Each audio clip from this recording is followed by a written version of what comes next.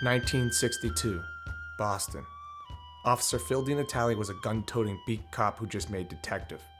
He had a nose for crime and would never back down from a fight. But from 1962 to 1964, there was a string of brutal stranglings in the Boston area committed by a man known as the Boston Strangler.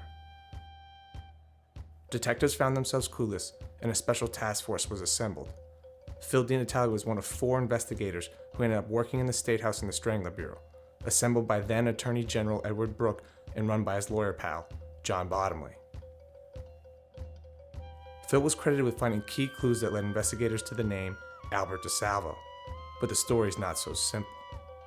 There's never a conviction sought for any of the murders, and my grandfather was left without an indictment on his biggest pinch.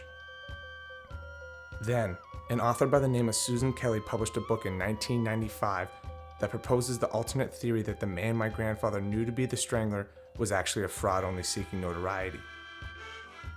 My grandfather died in 1987 before the book was released, but he left behind a meticulous archive of his investigation, including letters from the self-confessed Strangler Albert DeSalvo to my grandfather.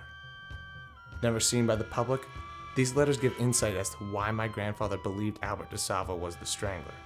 And now, Phil's son, John DiNatale, growing up hearing about the case, brings his own knowledge as an investigator to his father's files. My uncle now runs Phil's detective agency and has worked with me to bring you first-hand Detective DiNatale's immense amount of personal notes.